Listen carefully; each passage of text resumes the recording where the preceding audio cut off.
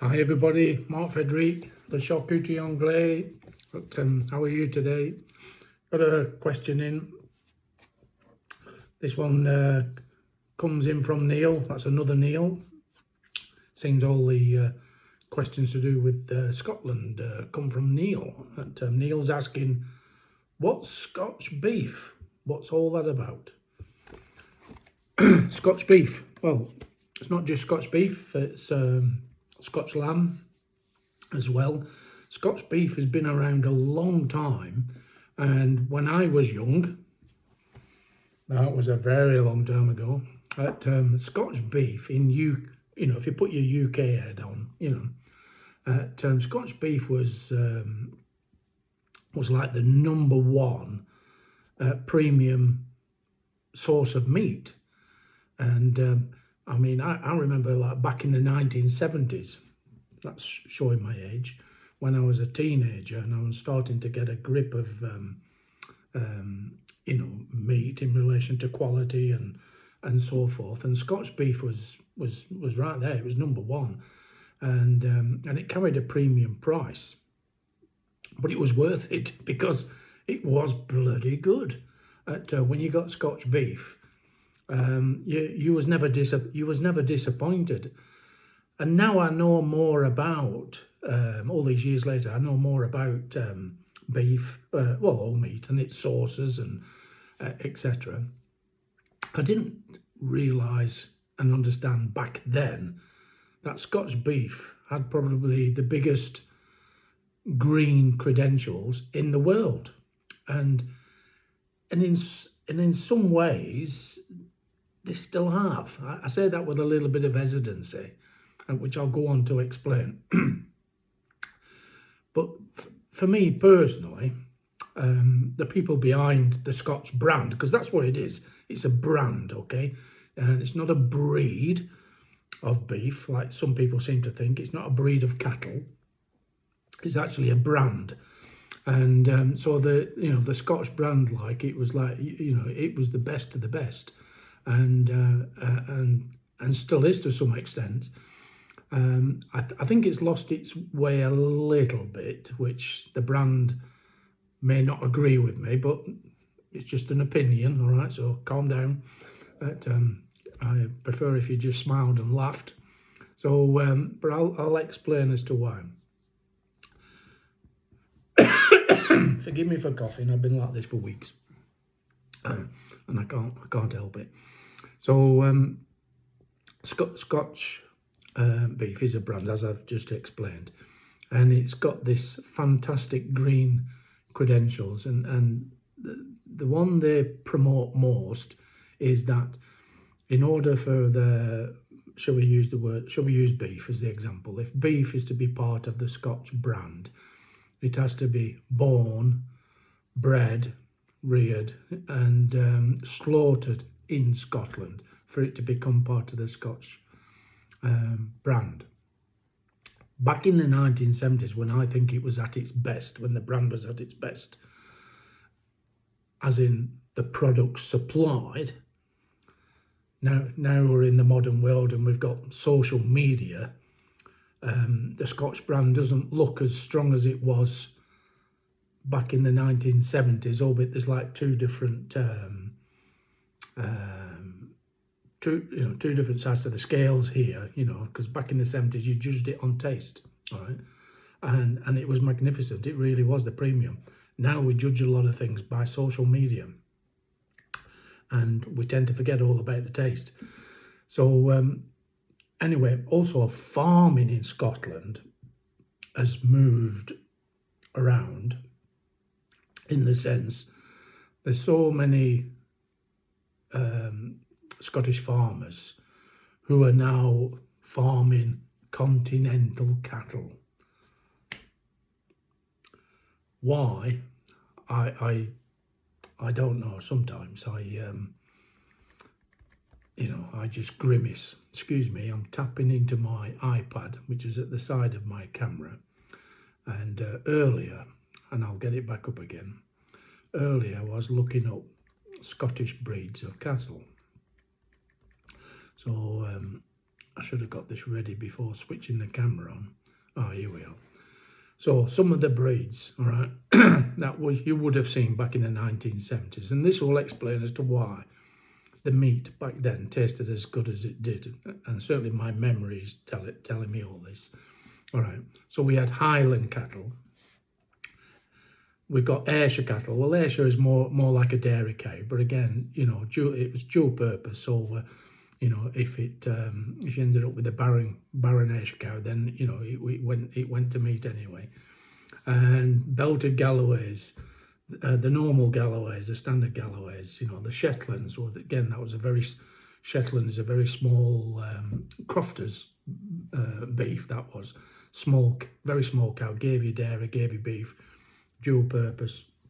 Loin, that's quite a modern breed, I recall, and then we've got obviously the famous Aberdeen Angus, and then we've got some cattle that were crossbred from northern England into Scottish breeds, like the beef shorthorn, the shorthorn, and where else have we got? There was another one, the white-bred shorthorn. I think it used to be called the Cumberland cattle.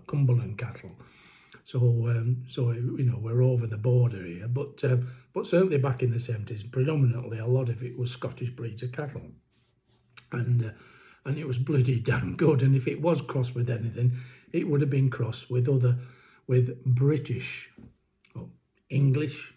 I know. You know, the word Scottish and English don't mix very well, do they? But in the terms of cattle back then, that's what we used to get. And again, it's probably explained why the beef tasted so good back in the 1970s. Now we've got all the bloody Continentals.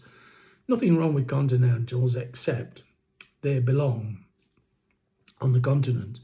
And I know a lot of you will be howling and screaming now, and there's a lot of popular farmers stroke butchers on the social media who rave on about Continentals. But my opinion is this: Continentals you've chosen for yield more than anything. So because they offer more yield, but they don't offer, again, my opinion, they don't offer quality or I take that back. They do offer quality, but the quality is not as good as the Scottish breeds and the British breeds, etc., or the crosses in between.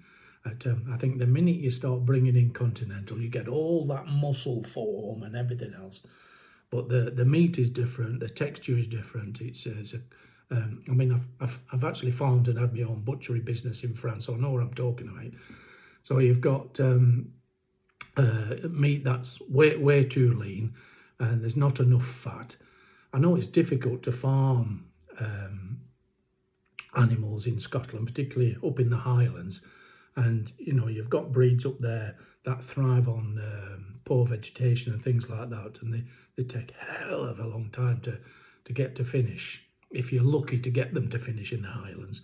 And you've got to bring them down during their life down to the lowlands, where they can get some rich grass and things like that, particularly in the spring to summer months, where all the sugar's in the grass.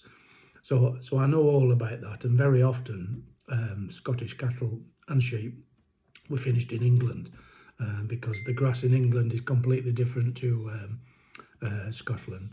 Sorry, you can hear a ping going off. It's messages coming on my iPad. I do apologise.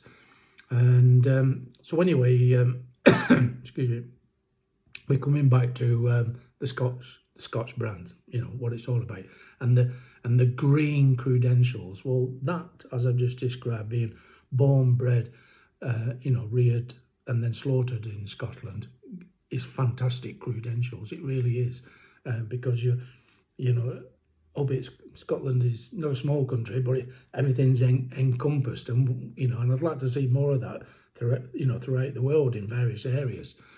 You know, I don't like the idea of calling or putting something into a Scotch brand which is built on continental genes. This is where I think the brand has weakened. What has not weakened is the bone bred and slaughter. You know, that's never faltered. You know, thumbs up. I really do applaud you doing that. But you've got to find a way to get back to where you were back in the 1970s, or at least to make sure you've got a heavy cut of what you had back then in your marketplace now. You've got enough good breeds to be playing around with, you know, the Lings and the Blue Roan, I think they call it, and one thing at t'other. So, you know, they just take time, but they produce some of the finest meat in the world.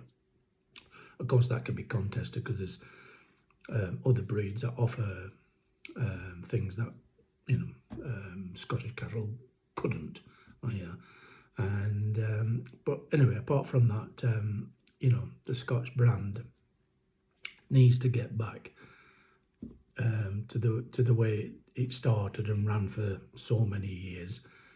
To me, you've watered down, not intentionally, but you've watered down what the brand stands for. And not only that, I believe your Scotch brand presence on the internet is not as strong as it should be or could be. And here you need to employ some people who are good at getting across your brand on the internet and shout out all about the good points of being,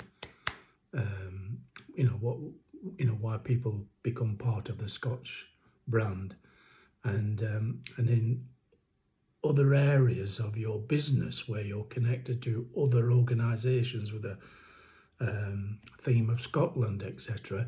I get disillusioned when I see photos of animals but describing the Scotch brand, where things like Scotch sheep, and you see picture of Suffolk lambs, Suffolk rams, Suffolk sheep, things like this. Excuse me, just let me say it bluntly. What the fuck has Suffolk sheep got to do with Scotch brand? Please, come on.